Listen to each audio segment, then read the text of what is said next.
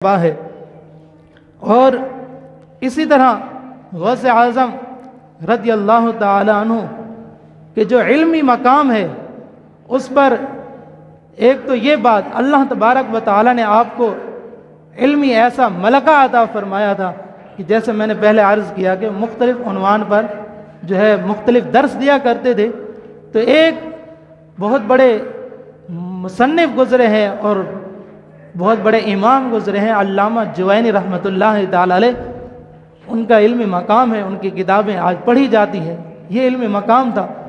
تو وہ صوفیوں کو اور اللہ کے ولیوں کو نہیں مانتے تھے، وہ کہتے تھے یہ صوفی کیا ہوتا ہے، آج کل کے لوگوں کی طرح ولی کیا ہوتا ہے، ہم اس کو نہیں مانتے۔ تو ایک غوث اعظم کا مرید علامہ جوینی کے پاس پڑھا کرتا تھا، ان کا شاگرد تھا اور غوث اعظم کا مرید تھا۔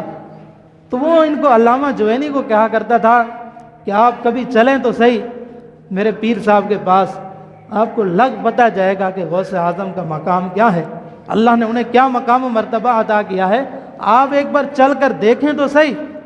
تو وہ بڑا انکار کرتے تھے اور کہتے تھے ان سے کیا ملتا ہے، کیا ہوتا ہے آج کل کے لوگوں کی طرح۔ تو آپ یہ واقعہ بھی سنیں اور ذرا اپنے ذہنوں میں بھی یہ شک ہو تو اس کو دور کیجیے گا۔ تو علامہ جوینی نے ایک بار ہاں کر لی اور کہا کہ ٹھیک ہے چلتے ہیں، دیکھ لیتے ہیں آپ کے پیر صاحب کا کیا کمال ہے۔ تو وہ ان مرید کے ساتھ، غوث اعظم کے مرید کے ساتھ جاتے ہیں اور غوث اعظم رضی اللہ تعالیٰ عنہ کا دربار سجا ہے، آپ درس دے رہے ہیں، تفسیر بیان کر رہے ہیں اور یہ بھی پیچھے جا کر بیٹھ جاتے ہیں دونوں۔ تو ہوتا یہ تھا ان کے دربار میں کہ ایک قاری قرآن پڑھنے والا ایک آیت یا 3 آیتیں پڑھتا اور غوث اعظم رضی اللہ تعالیٰ عنہ پھر اس آیت کی تفسیر کیا کرتے۔ تو اسی طرح قاری نے ایک آیت پڑھی، غوث اعظم رضی اللہ تعالیٰ عنہ نے پہلی تفسیر بیان کی اس آیت مبارکہ کی۔ جب ایک تفسیر بیان کی تو جو غوث اعظم کا مرید تھا وہ علامہ جوینی کو کہنے لگا، ایسے کہا ہاں یہ آیت کی تفسیر آپ کو آتی ہے؟ تو علامہ جوینی بھی عالم دین تھے، بڑے علم تھا ان کے، انہوں نے کہا ہاں یہ مجھے آتی ہے۔ پھر دوسری تفسیر بیان کی، کہا کہ ہاں یہ آتی ہے، تو کہا یہ بھی آتی ہے۔ اسی طرح تیسری، چوتھی، پانچویں 12 تفسیریں ایک آیت مبارکہ کی غوث اعظم رضی اللہ تعالیٰ عنہ نے بیان کی، اور وہ جو غوث اعظم کا مرید تھا پوچھتا تھا ہاں یہ آیت، یہ تفسیر آتی ہے، یہ تفسیر آتی ہے۔ تو جب 12 تفسیریں ہو گئی تو ہر پر وہ کہتا ہاں مجھے آتی ہے، آپ کے پیر صاحب کا کون سا کمال ہے۔ تو جب 12ویں تفسیر ختم ہوئی اور تیسری 13ویں تفسیر کی تو پھر پوچھا بتاؤ یہ تفسیر بھی آتی ہے یا نہیں؟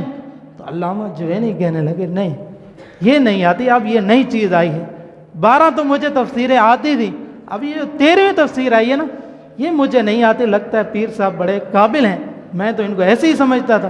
تو انہوں نے کہا مرید صاحب نے ابھی ٹھہری، ابھی آپ جذبات میں آ رہے ہیں، صبر تو کریں، ابھی آگے اور دیکھتی جائے ہوتا ہے کیا۔ غوث اعظم نے 13ویں تفسیر کی، 14ویں، 15ویں، اس طرح 40 تفسیریں ایک آیت مبارکہ کی۔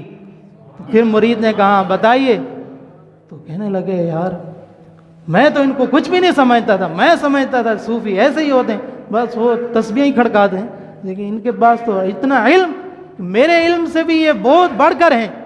تو علامہ جوینی نے جب وہ 40 تفسیریں سماعت کی، شریعت کا علم جو ہے غوث اعظم نے بیان کیا، تو غوث اعظم کے دربار میں ایسا ہوتا تھا، وہ قال قال رسول اللہ بیان کرنے کے بعد پھر وہ حال میں لے جاتے تھے کہ اب تو شریعت سنی، آئیے اب طریقت میں جاتے۔ تو غوث اعظم رضی اللہ تعالیٰ عنہ شریعت بھی سکھاتے تھے، طریقت بھی سکھاتے تھے، روحانیت بھی لے کر چلتے۔ جب یہ ساری پہلے شریعت سیکھی، روحانیت سیکھی، تو علامہ جوینی جذبات میں اور ایسے کھڑے ہوئے اور اپنا جبہ پھاڑا، کہا کہ اتنا علم غوث اعظم اللہ کے ولی کے پاس، میں تو اپنے آپ کو ہی سب کچھ سمجھتا تھا، غوث اعظم تو بڑے اللہ کے ولی ہیں۔ تو وہ بھی ماننے پر مجبور ہو گئے۔ تو یہ غوث اعظم رضی اللہ تعالیٰ عنہ کا مقام و مرتبہ ہے۔